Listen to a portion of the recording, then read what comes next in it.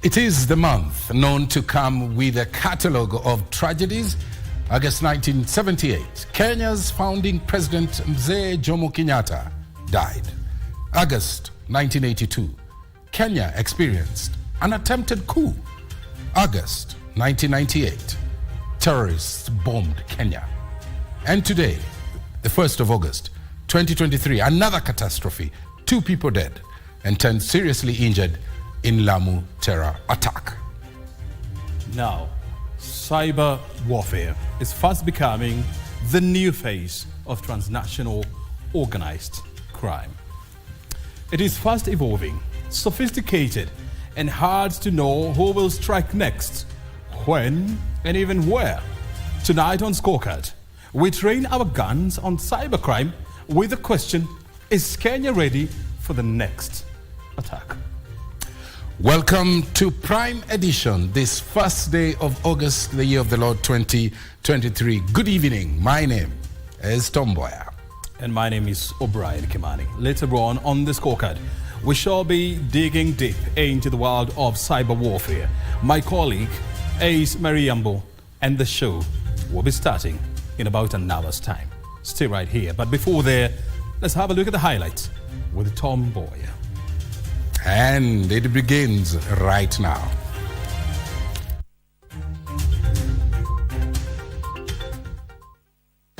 If you cannot keep time with your employer, you have basically dismissed yourself. A dressing down day on the Hill. 2 CSs barred from State House over lateness as President Ruto reads the executive their riot act.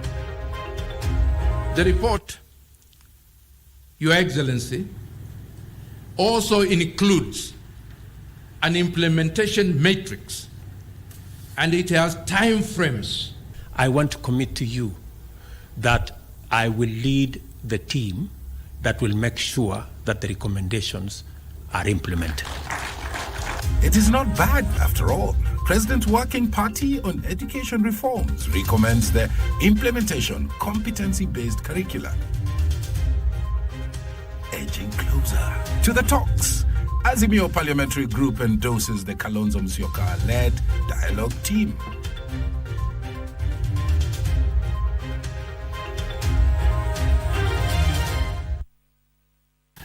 Brian Muraru is in charge of our sign language docket, our socials at KBC Channel 1, my Twitter handle at Tomboya24. Straight to our lead story tonight. President William Ruto has read the riot act to senior officials in his administration whom he accuses of lethargy in the handling of official business. The head of state who presided over the signing of performance contracts at State House Nairobi warned that he will not entertain officers who take their work casually and that those that are corrupt. He said he is keen on fulfilling his pre-election pledges. 2 cabinet secretaries and a number of principal secretaries were locked out of the event for failing their time test. J.J. Curia opens our coverage tonight with the President's report. The performance contract signing held at State House Nairobi was the 20th in post-independence Kenya, highlighting the importance of the event for the government. However, for some senior members of the cabinet, it was going to be a bad day as some were caught in traffic a kilometer to the State House gate. By the time the ceremony was commencing, Interior Cabinet Secretary and his investment and trade colleague Moses Kuria were missing. And so were a host of principal secretaries, prompting the president's reaction. I don't know whether it is because these performance contracts have been going on for 20 years that many people may be mistakenly think that it is a ritual. And that is why people resort to the old incompetent excuses that there was traffic. If you cannot keep time with your employer, you have basically dismissed yourself. Those who never made it to the event will have to make an explanation. For those who came late, who are members of the executive, I will be expecting a written explanation, and it should not include matters of traffic. Leo ni siku ya performance contract. Ile siku muhimu sana ya kuja kuweka. Na wewe umefika pale, rais amekaa. Tayari amekaa na ndiye rais wa Jamhuri ya Kenya. Wewe umechelewa ukiwa kuona nani? Who else have you gone to see? These are things myself I don't understand. As I said, mimi sielewi. The head of state warning that he would clamp down on errant members of his cabinet, displaying lethargy, and that his administration has no option but to fulfill its pre-election pledges. This administration is committed, fully committed, to the implementation of the pledges and commitments contained in our bottom-up economic transformation agenda plan. The president ordered the cabinet secretaries to be well versed with their dockets, saying it was unfortunate that some were not even aware of happenings in their offices. At times we have tried to hold cabinet committees, we can't. 5, 6, 7, 8 ministers are out of the country. Some change clothes at the airport from one country to another. The moment I know more than you in your ministry, then you must begin to understand that something is very wrong. Because by constitution, you are supposed to advise me. Explain to me how you are going to advise me if you have less information than I do. Once more, President Ruto sounded a warning shot to senior government officials involved in corruption that he would personally oversee their exit from government. And we are not going to wait until public money is lost. The moment there is signs that you have intentions of doing something, we will deal with you firmly and summarily. The performance contracts outline the absorption of all funds allocated to ministries, departments and agencies, measures of reducing pending bills, digitization of services, completion of projects, environmental conservation through the planting of trees, and internship programs. The signing of performance contracts for the financial year 2023-2024 signals a new dawn for accountability under President William Ruto. The president is firing a warning shot against the corrupt and inept in public service that he will not spare them. John Jacob Curie for Prime Edition in State House, Nairobi.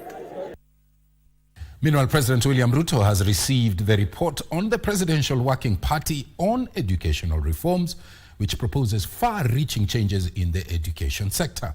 The president hailed the Professor Raphael Munavu-led task force for the report and directed all ministries to ensure the competency-based curricula, or CBC if you like, report is fully implemented, saying that it has addressed concerns raised in the education sector. Among recommendations made is a reduction of the number of examined subjects to reduce students' workload. Abdiaziz Hashim has the details. The much-awaited report geared towards refining and addressing challenges facing the country's education system was this afternoon presented before President William Ruto at State House, Nairobi. The Presidential Working Party on Education Reforms, led by Professor Raphael Munavu, have recommended the retention of the competency-based curriculum CBC, but with minor adjustments to it. The committee recommended that the Kenya Institute of Curriculum Development, KICD, immediately reduce the number of learning areas from 9 to 7 at lower primary, 12 to 8 at upper primary, and 14 to 9 at junior school in order to address overload and overlaps. The learning areas at pre-primary shall not exceed 5, while senior school shall not exceed 7 subjects. The committee has also recommended the Ministry of Education to establish a comprehensive school system where all levels of learning from pre-primary to grade 9 are managed as one institution headed by the head of institution. TSC has also been tasked to provide career progression guidelines for teachers in a comprehensive school and provide guidelines on alternative provision of basic education and training.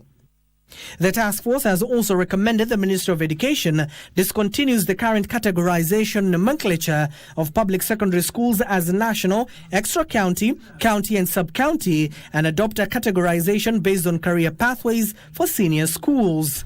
The Cabinet Secretary concerned, together with the Attorney General, must collaborate on the framework to make sure that the implementation of the CBC is rolled out as has been agreed. Quality assurance and standards is kept and managed, and a proper framework established to actualize that. In a move that will likely raise eyebrows, the 49-member committee has recommended the Ministry of Education, Teacher Service Commission TSC, and the Council of Governors to work together on teacher registration and recruitment, deployment and transfer, promotion and standardized remuneration, as well as performance monitoring and welfare of all pre-primary teachers. Initially, the mandate solely lied with the Nancy Macharia-led commission. These recommendations contained in the report of the Working Party shall be implemented not in the future, but beginning now. President William Ruto has now tasked the Education Cabinet Secretary Ezekiel Machogu and the Attorney General Justin Muturi to implement the task force recommendation. The report, Your Excellency, also includes an implementation matrix, and it has time frames, and that to us is extremely important, and we are giving the time frames in which these need to be implemented. Abdiaziz Hashim for Prime Edition. Let's get an update now on that Lamu attack story, and 2 people have been confirmed dead and 10 others injured following a suspected terror attack along the Lamu-Witu-Garsen highway at Lango La Simba near the border of Lamu and Tana River counties. Interior Cabinet Secretary Professor Kithure Kindiki, while confirming the attack, said that the number of missing persons is yet to be established. A multi-agency search and rescue operation is underway for the missing civilians. Among those who escaped the attack with minor injuries is Hindi member of County Assembly James Njaga. Here's that report. According to the statement released by the Interior Ministry, the suspected terror attack that has left 2 persons dead occurred at approximately 7:40 a.m. Tuesday morning. Security personnel from the Nyingoro Forward Operating Base, who are conducting clearance patrols along the highway, responded rapidly, and an engagement with the approximately 60 terrorists ensued, sending them scattering into the Boni forest. Eyewitnesses recalling the incident in which Hindi member of County Assembly James Njaga survived with minor injuries. His wife is reported to be among the casualties. Nilipofika katikati ya Witu na Garseni, mahali kunaitwa Kijo kwenye msikiti, nikaja nikapitwa na Probox. Probox iliponipita mbele kidogo kama dakika 2, nikaona grupu ya watu kama 15 wametoka msituni wanakimbilia ile Probox na kuanza kuimiminia risasi. Kwa hivyo mimi nikasimama. So niliposimama kujua hawa ni maadui, nilipogeuka na mimi nikapigwa risasi ya mkono, nikawa siwezi kuendesha pikipiki, nikaangusha pikipiki na mimi nikaanza kuroll. 2 of the victims of this attack had life-threatening injuries, as a result of which one succumbed during evacuation for emergency intensive care unit treatment. Hatuna uhakika ya namba yenyewe ni wagonjwa wangapi, lakini sisi kama idara ya afya na hapa Witu Health Center tumejiandaa kivovote kuhakikisha kwamba any casualty ambayo kwamba ameweza kufika hapa tutaweza kumhudumia na kupata matibabu inavyohitajika. The area leadership now calling for beefing up of security in the county to bring to an end the menace. Nalilia kitengo cha usalama watudumishie usalama, kwa sababu hii barabara yetu kila kukicha Lamu tumechoka. Watuwekee usalama, watuongezee vitengo vya usalama zaidi ili barabara yetu tupite kwa usalama. A search and rescue operation for the missing civilians is currently underway, even as the injured continue receiving treatment. Isufar reporting for Prime Edition. Well, Azimio la Umoja One Kenya coalition affirms its commitment to dialogue with the ruling party. All that coming up after our first break right here on Prime Edition. Stay with us. Accordingly, in accordance with the powers conferred upon me under the Constitution of Kenya, I have directed that the offices of all ministers and all assistant ministers become vacant. Consequently, the occupants of the said offices cease to hold their respective offices with the immediate effect. A reconstituted government will be in place within 2 weeks.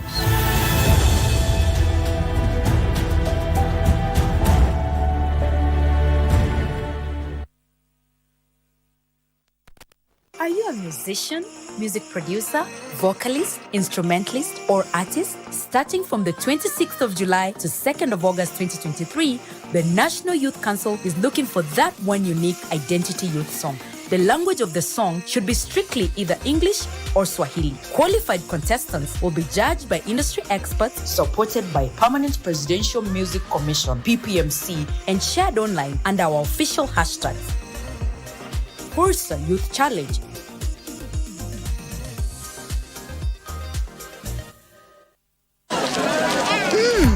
Colgate Herbal is formulated from a unique blend of natural herbs and is scientifically proven to strengthen teeth and keep gums healthy. Try Colgate Herbal, scientifically proven for strong teeth and healthy gums. The 2022 general election in Kenya. I, Susan Kihika, do hereby swear.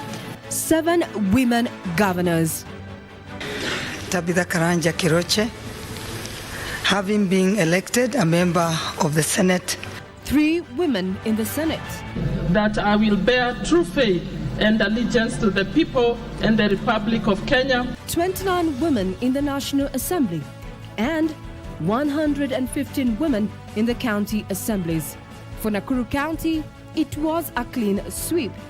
How did they beat the mythical odds? We answer this and more in our themed bulletin, Breaking Barriers, Women in Elective Politics in Kenya.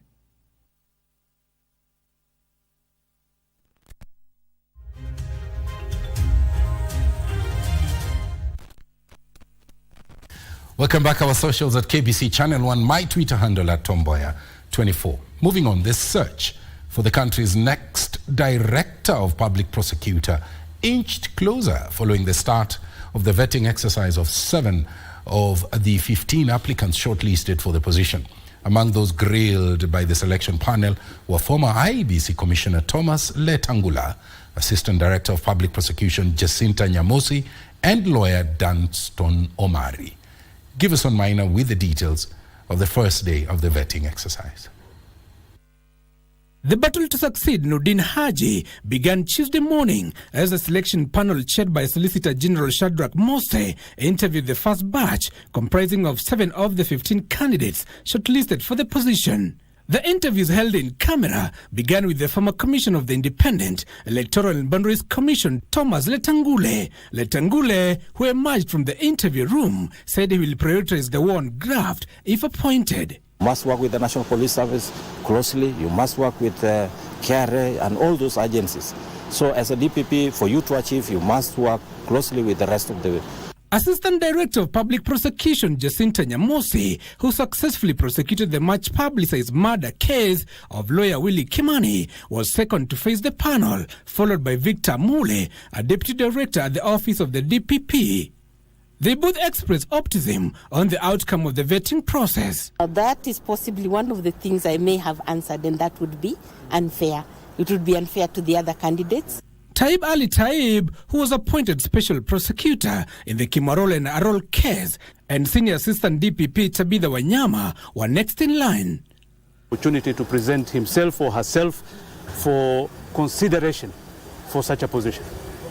I will ensure that there is an open, flat platform and flow of information so that there will be no mystery about the office, our activities, and our delivery of services. Assistant DPP David Lagat and lawyer Dunston Omari were among the last 2 to face the panel on the first day. The Director of Public Prosecution controls every criminal investigation in this country.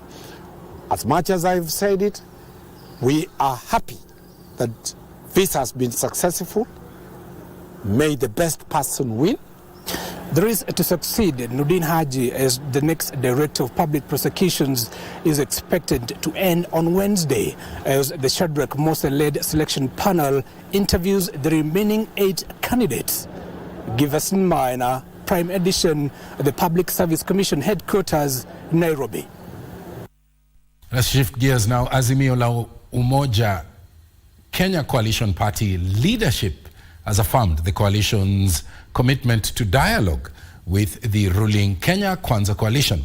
In a consultative meeting with members of the coalition's parliamentary group, meeting held at the Jaramogi Foundation, officers led by the coalition leader Raila Odinga, the team resolved to support Wiper leader Kalonzo Musyoka, who will spearhead the dialogue committee group. Other members of the Azimio dialogue team include Eugene Wamalwa, the DAP Kenya party leader Opiyo Wandayi, the leader of the minority party National Assembly Okongo Omogeni, senator of Nyamira County, and Malindi Member of Parliament Amina Mnyazi.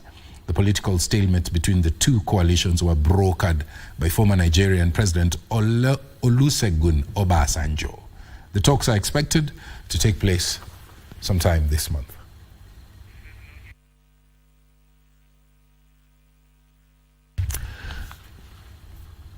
Now, the government has spelled out measures to govern sustainable harvesting of forest resources.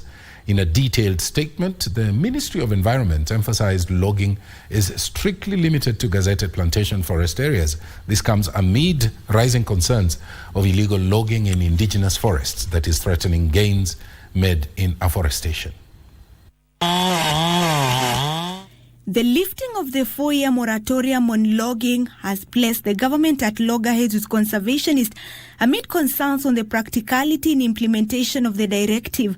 In a detailed 11-point statement, the ministry clarified logging in the over 26,000 gazetted plantation forest will be done under strict supervision of Kenya Forest Service, and only licensed millers will be allowed to harvest mature trees, and they will also have to show felling plans defining allowable cutting levels. Harvesting of licensed plantation forests will only happen by adhering to a detailed security plan on access, control, and post-harvesting reports, and all payments and taxes made to KFS as per the law. Meanwhile, the Regional Center for Mapping of Resources for Development has rolled out an initiative to map out gazetted plantation forest and indigenous tree forest. The agency is also sharing data with the government on the levels of forest degradation and how they can be rehabilitated in order to achieve full ecosystem recovery. We also have a FESA project which is now involved in collecting forest data, processing and producing the knowledge products that will now inform those who are conserving our forest that this area has been doing this in terms of forest cover. So what is normally used is satellite technology to see how is this fire spreading, how is it proceeding, and so on. Other projects being undertaken by the center include relaying data information on the state of agriculture and food security in the country, land management, and the blue economy that has informed policy formulation. A clarion call has been made to different stakeholders to embrace information relayed from space technology in solving threats threatening the existence of ecosystem.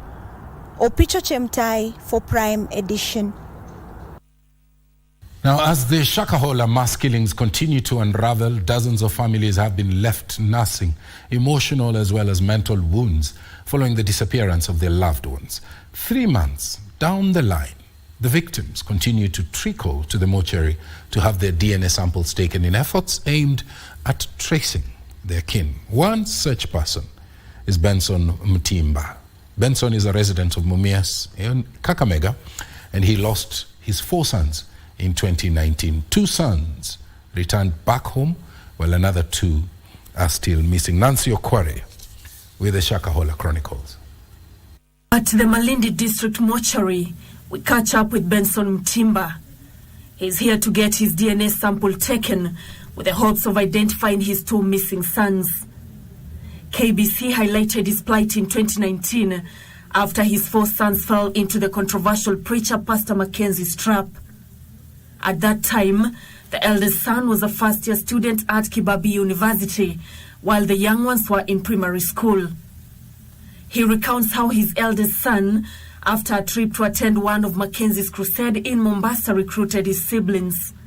Akianza kusema ati dunia inaisha, Yesu anarudi, niache kazi, mama aache kazi, wenzake wasiende shule. Nikamwambia mambo mwatoa wapi yote. Akaniambia nimeshuhudia mwenyewe na macho, na niko na wenzangu sio peke yangu, wenzangu kule shuleni Kibabii tumeenda nao mpaka Mombasa. Kwa hiyo Pastor Mackenzie na ametuhubiria Injili. Their beliefs were further fueled by the sermons they used to watch on TV. Mtoto akafungua runinga ya Times TV akaweka mahubiri yake Mackenzie kaanza. Nikamwambia Mackenzie, nikaambia kijana mahubiri ya Mackenzie anataka kuharibia wewe masomo na wenzako hata sisi kazi yetu na mama. After his sons escaped to Malindi, efforts to get them back were frustrated as attempts to have Mackenzie arrested fell on deaf ears. Kamwambia mzazi anasema kuna watoto wake 4 wa university na wa primary 3, so amekuja umpatie. Na anasema watoto wameona polisi na wametoroka. Na mimi wanafundishanga watoto wakiona polisi watoroke kwa sababu polisi na adui mkubwa. In our interview in 2019 with Mackenzie, he maintained that the children were convinced by his teachings and chose to follow him. Niliwaambia mimi ama tuliwahi kukutana pengine nikamwambia msisome, wakaniambia hapana. Na ni kwa nini hamtaki kusoma? Tumeamua sisi wenyewe na tukaelewa kulingana na maandiko ya kwamba elimu haitokani na Yesu. Out of the 4 children, 1 died shortly after being released by Mackenzie, while the other one decided to go back to school. However, the eldest son and the youngest one escaped again and went back to Malindi without a trace to date. And as the death toll continues to rise, Mtimba is a representation of the many families that have been left scarred following the happenings at Shakahola. So far, over 400 bodies have been exhumed from mass graves inside the now dreaded Shakahola forest. Nancy Okware, Prime Edition.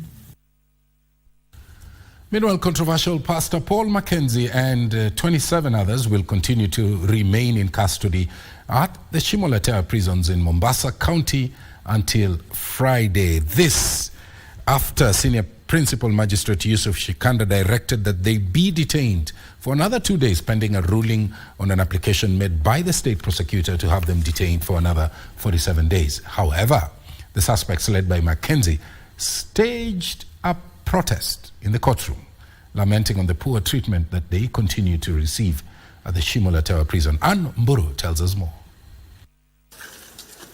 Under tight security and in pairs, they walked into the courtroom handcuffed. State Prosecutor Jamie Amina began by reporting to the courts that all the accused persons had undergone trauma treatment as had been directed earlier by the courts. Na haki zao za kibinadamu ambazo hazibagui mtu akiwa mshtakiwa ama akiwa shahidi ama akiwa victim. Matibabu ni muhimu. The respondent's lawyer Wycliffe Makasembo informed the court that his clients were being mistreated and even forced to wear jail clothes, yet they have not been charged nor convicted. Wanalazimishwa na wanachanganywa na wafungwa. Hiyo point na mwisho pia lilalamika. Tafadhali waweke kifaa. Immediately, the suspects led by Mackenzie stood up, still in their handcuffs, in the courtroom, chanting the Haki Yetu slogan. Their lawyer calmed them down and the court proceedings went on.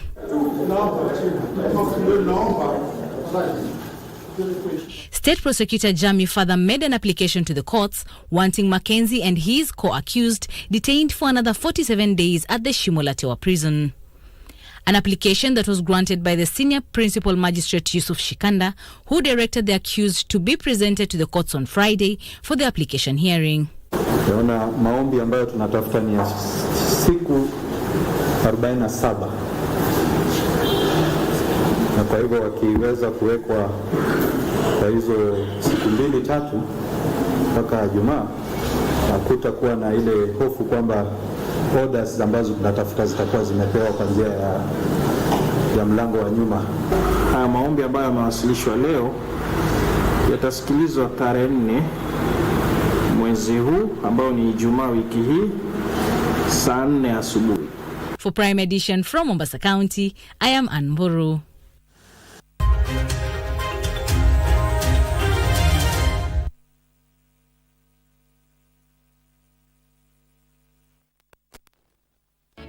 Cheza Loto Moto. Sasa unaweza jishindia instantly na Loto Moto.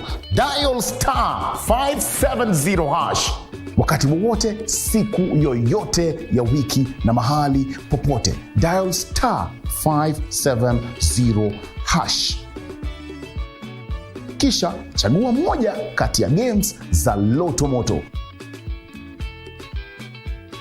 Weka stakes zako 50 shillings, 300, 500, 2,000 shillings. The bigger your stake, the greater or the bigger your prizes. Cheza mara kadhaa na kumbuka, cheza responsibly. 18 years and above. Cheza Loto Moto.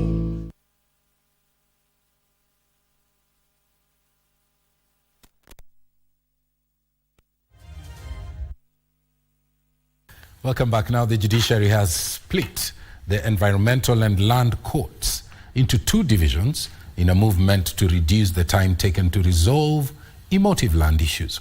Under the new venture, environmental cases will be handled by the Environmental and Planning Division, while land matters will squarely fall under the Land Division. This and more in our county's news roundup. Led by Kericho County Assembly Majority Leader Philip Runo, the leaders now want a probe done to investigate the alleged misappropriation of the funds, noting that a stern action will be taken for any county official involved in the scandal. The allegations of misappropriation of money belonging to people who are injured and people who passed away is actually very serious. And that's why we came up with a motion today, so that we can get the facts. Elsewhere, police in Kirinyaga have raided a second-generation liquor manufacturing plant at a residential home in Giriabu, Kirinyaga East Sub-County. Ningependa kuhimiza wananchi waendelee kutupatia ripoti zote ambazo wangeweza kuwa nazo kuhusiana na mambo ya utengenezaji haramu wa pombe. Meanwhile, an 85-year-old woman from Kiambu County is calling on the government to intervene after she was allegedly attacked over land tussle by a former MCA who also claims ownership of the land. Nini nataka maidi yangu ini arudisha maidi yangu. Sitaki pesa. And worrying communities along the Kenya, South Sudan and Ethiopia border have entered a peace deal that will see them share pasture and water resources at their common borders rangelands. Hakuna vita, hakuna kuana, hakuna damu imemwagika mingi, na tungependa hii amani idumu na iendelee kama kawaida. At the same time, border operators in Thika have now vowed to work closely with security officers from the region to smoke out bad characters who have penetrated the transport subsector. Ukipatikana nao utashtakiwa na utadhibitiwa kisheria. And finally, the hearing of the Kimorel and Naro Dam case continued on Tuesday as witness number 28 took to the witness stand. Before financing, designing, or commencing, you should undertake an EIA. So, the RAP would not have preceded an EIA license. John Kahiro, Prime Edition.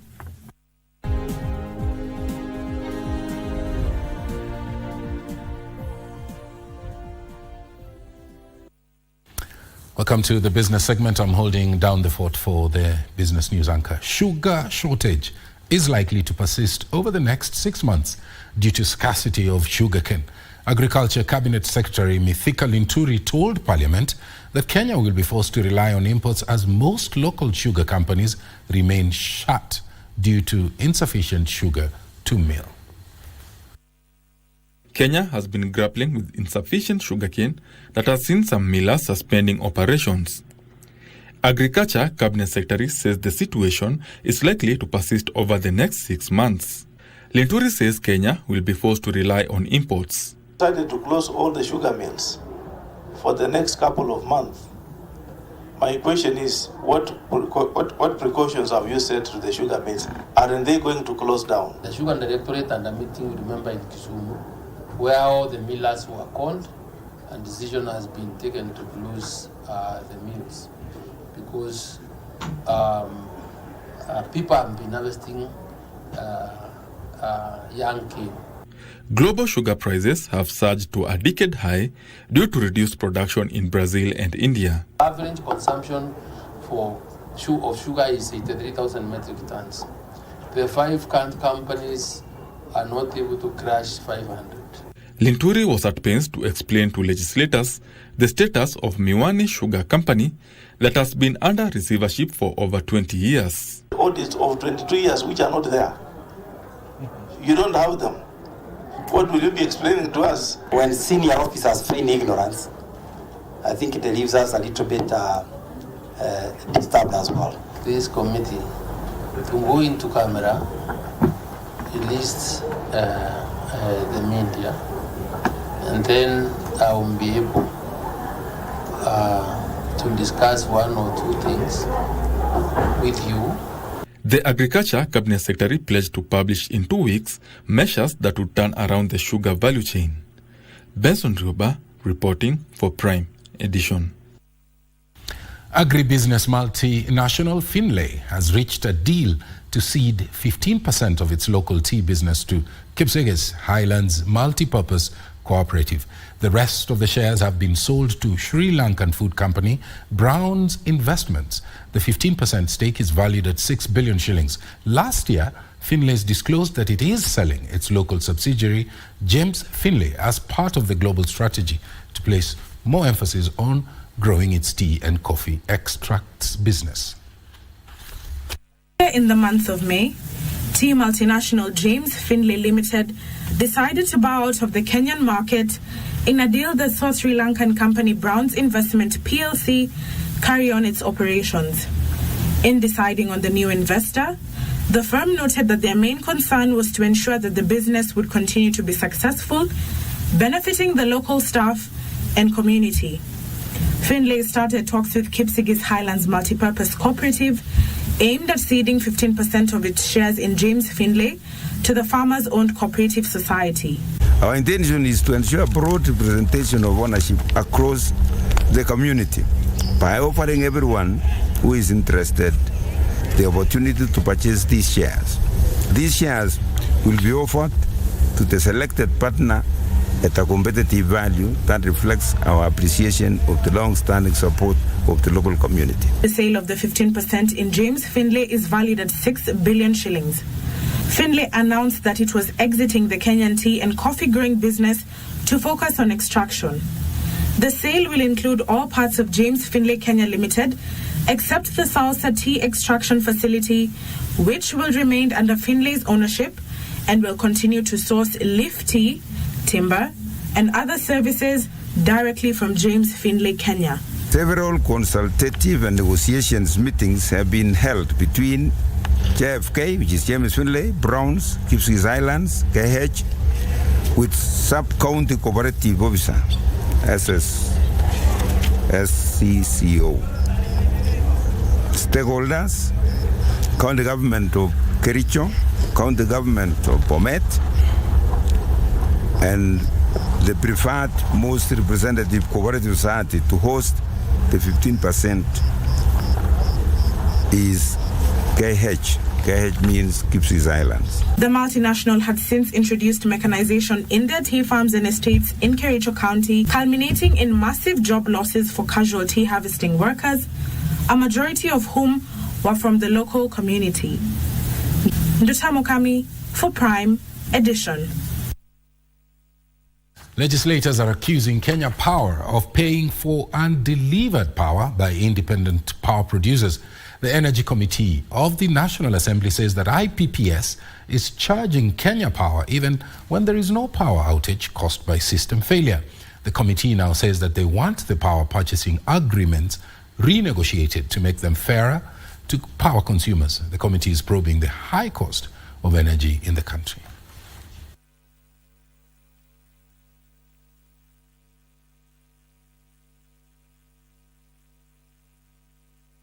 Director of Livestock Policy Christopher Wanga has raised concerns over the low number of veterinarians. Wanga told the National Assembly's Committee on Delegated Legislation that half of the veterinarians in Kenya are due to retire within the next 2 years, hence the need to fast-track employment of the officers.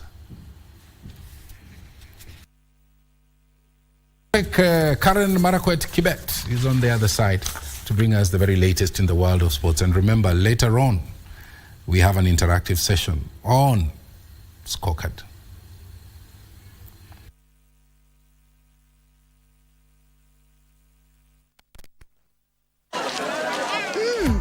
Colgate Herbal is formulated from a unique blend of natural herbs and is scientifically proven to strengthen teeth and keep gums healthy.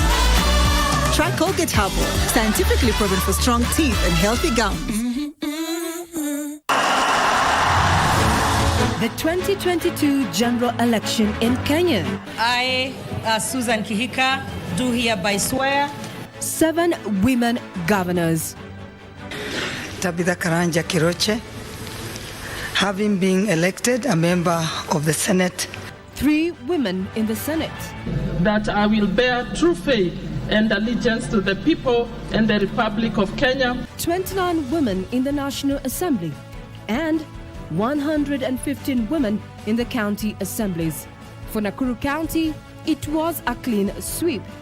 How did they beat the mythical odds? We answer this and more in our themed bulletin, Breaking Barriers, Women in Elective Politics in Kenya.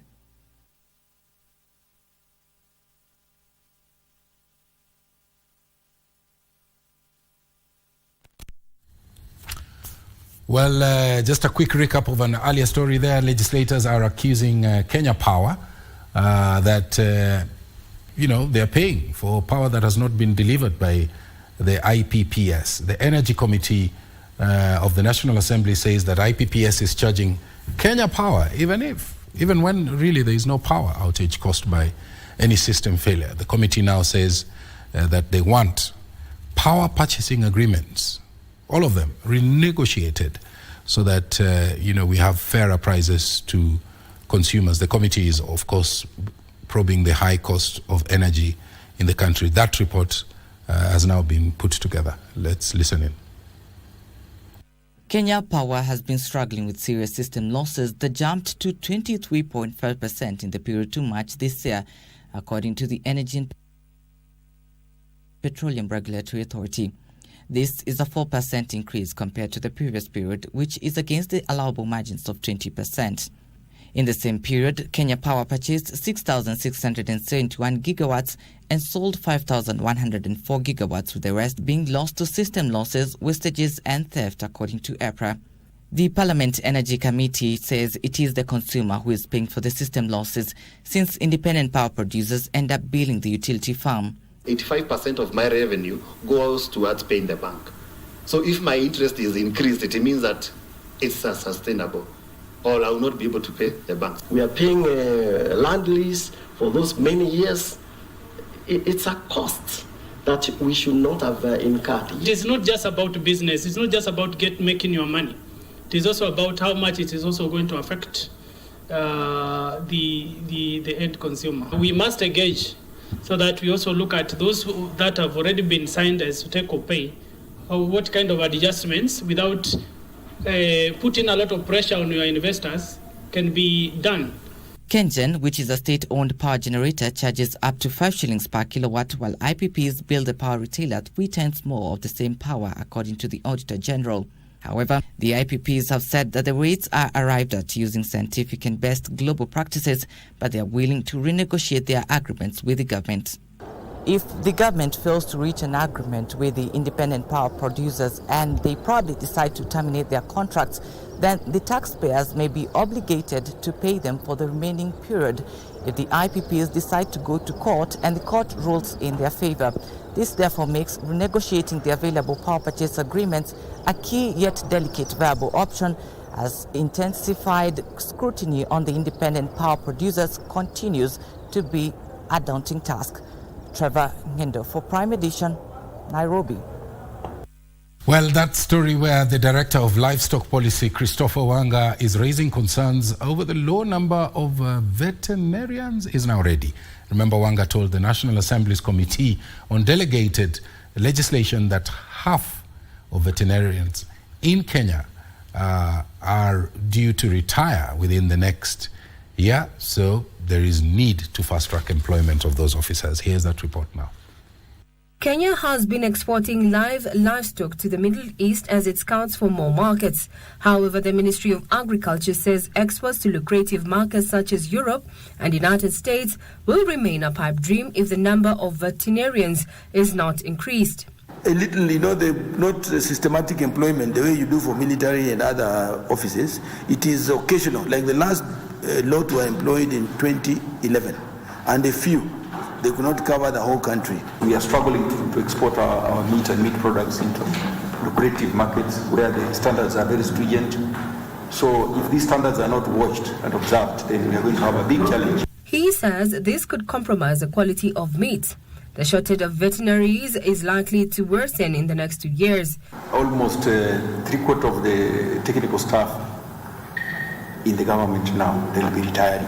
So we are going to have a very big challenge in the next 2-3 years. The first resources people think about are livestock resources.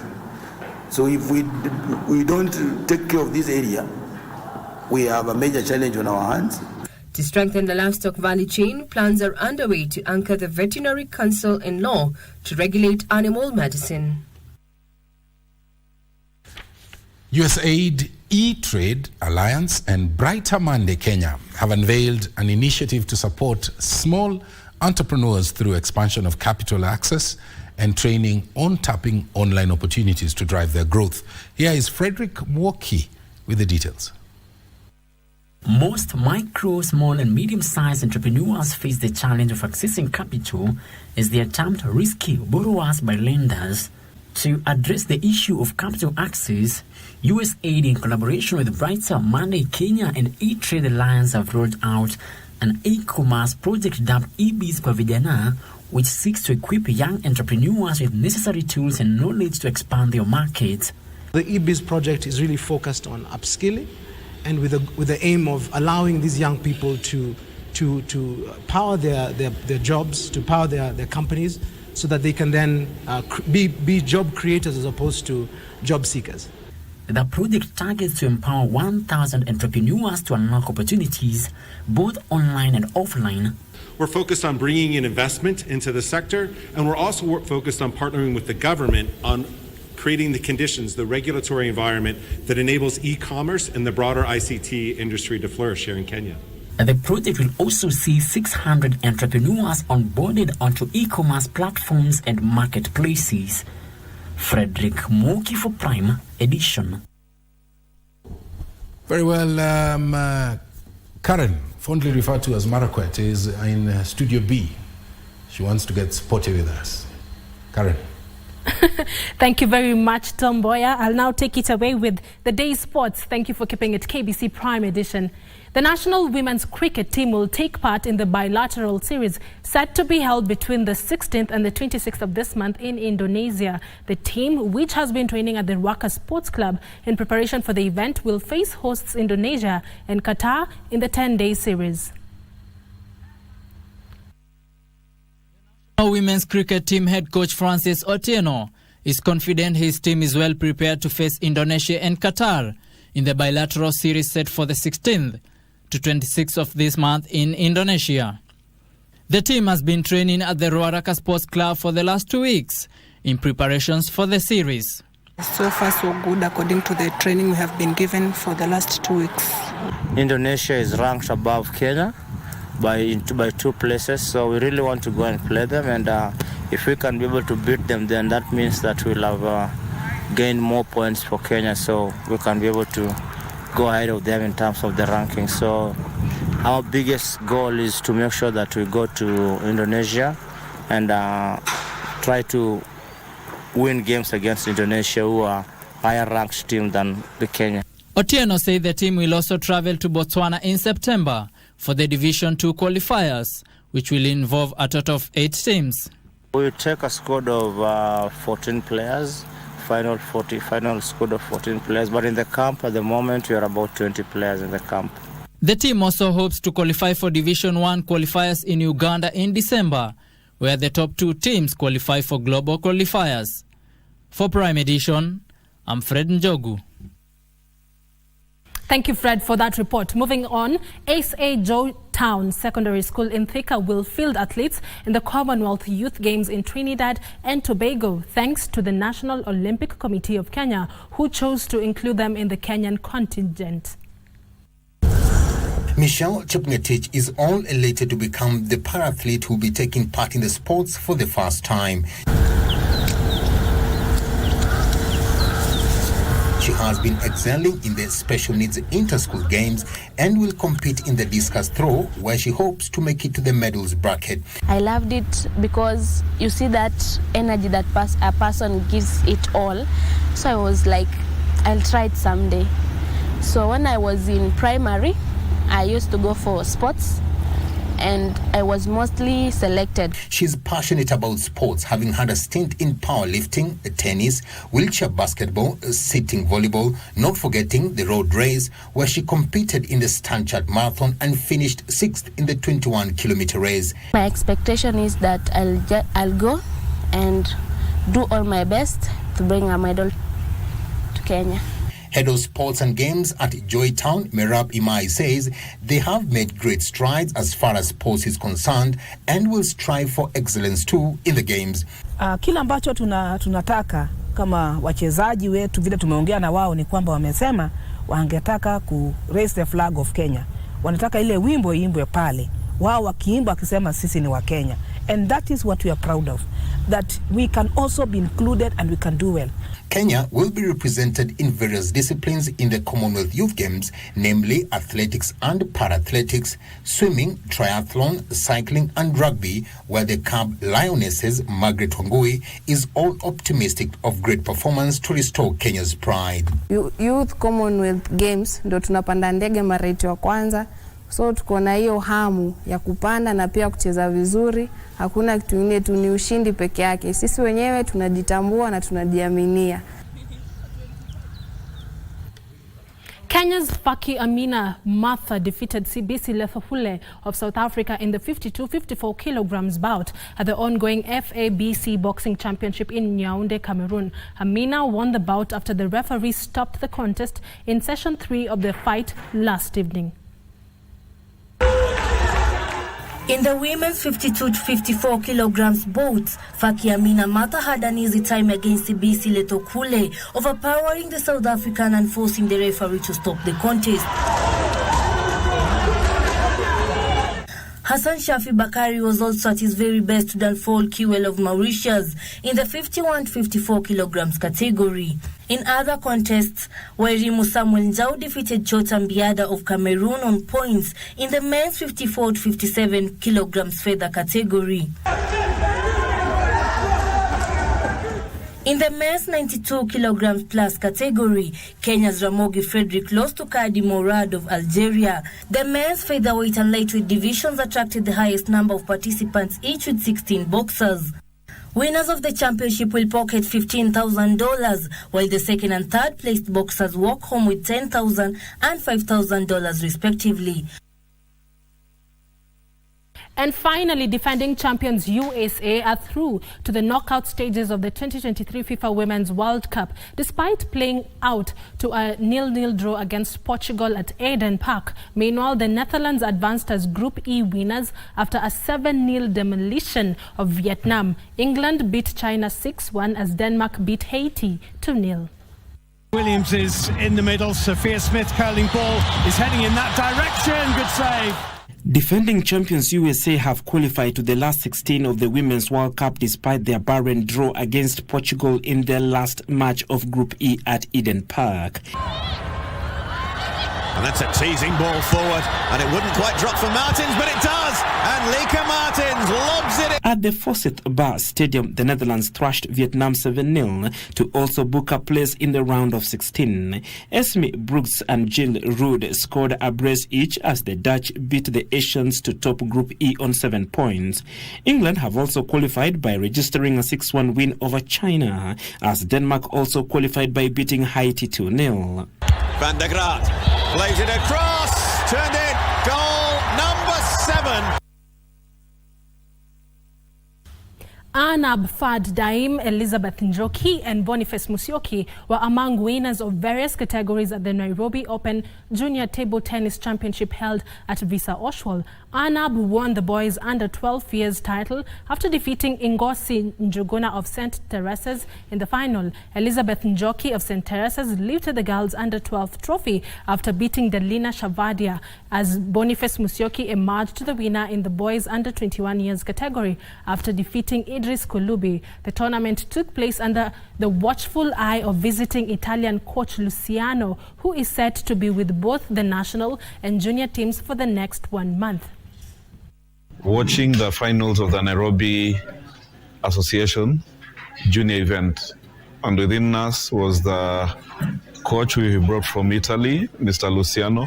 He will be with the national team and also the juniors and the coaches for the next 1 month. And the reason why we are doing it is that we want to bring back the good days of table tennis, whereby the basics of table tennis will be there. And this is just in time for him now to be able to pick up with a team for the Olympic qualifiers. So I believe we've got a good 1 month ahead. And those are all the sports stories we had prepared for you right here at the KBC Sports Desk.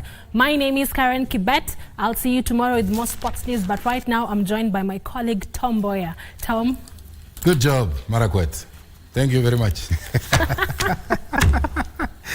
Well, coming up is Kenya ready for another cyber attack? O'Brien Kimani is hosting a panel alongside our colleague Mary Yambo. They'll be seeking answers from a panel coming up shortly. But first, Lieutenant Colonel retired Peter Karuma Njoroge was a Kenya Air Force navigator who climbed up the ladder, becoming an administrative assistant, otherwise known as the adjutant in the military jargon of General Daudi Tonje, when he served as a chief of staff of the Kenya Armed Forces, and that was during the reign of President Daniel Moi. We now leave you with Lieutenant Colonel retired Njoroge's story on this week's episode of Military Tales, and on behalf of the indomitable Prime Edition team, I want to thank you for watching. My name is Tom Mboya, and I'm wishing you a pleasant viewing. Good night from Nairobi, Kenya. Bye-bye.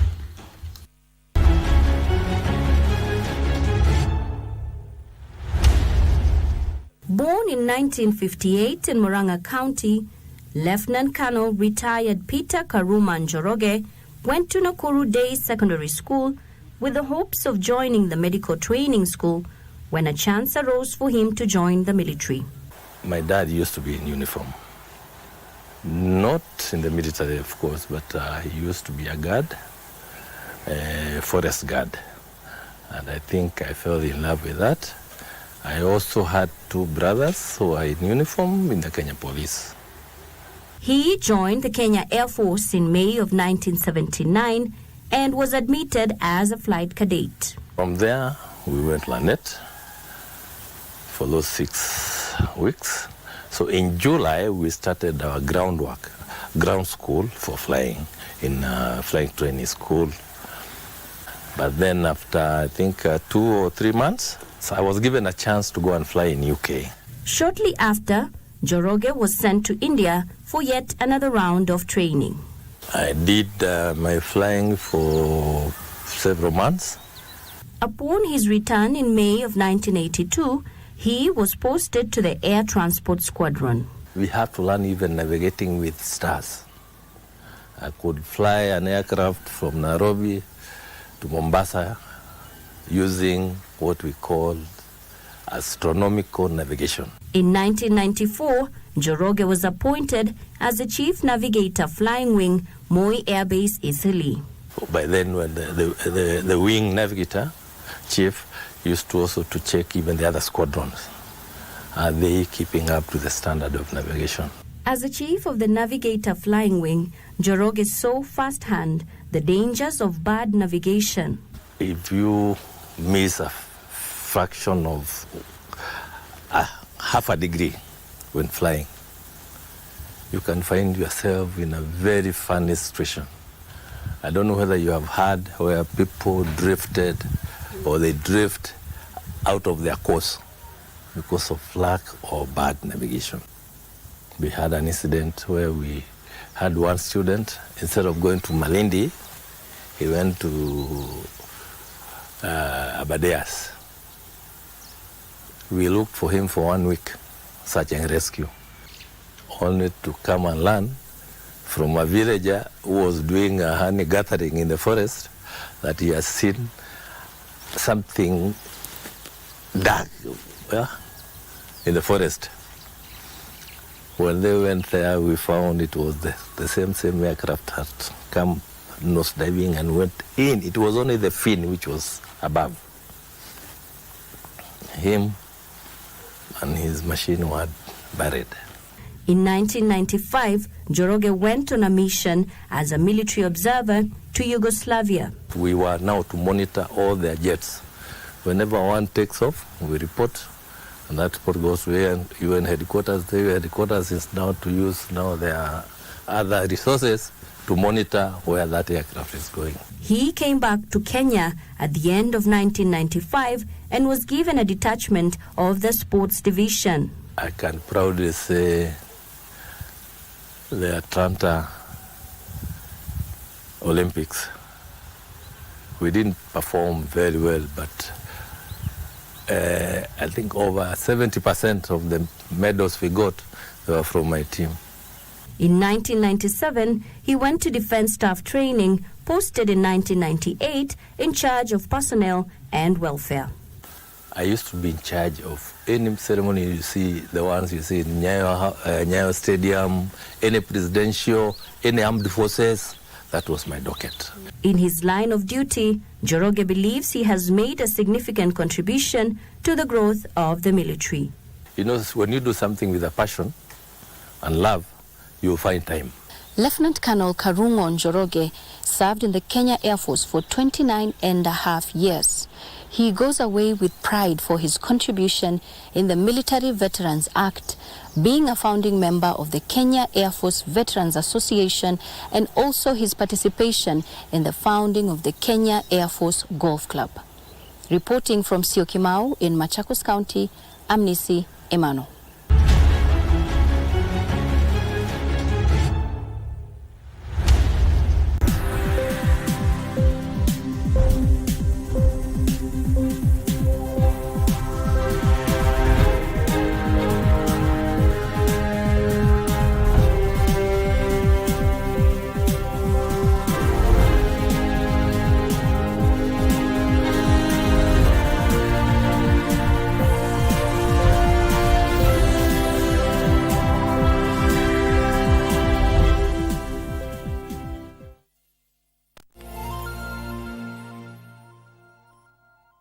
Ya Allah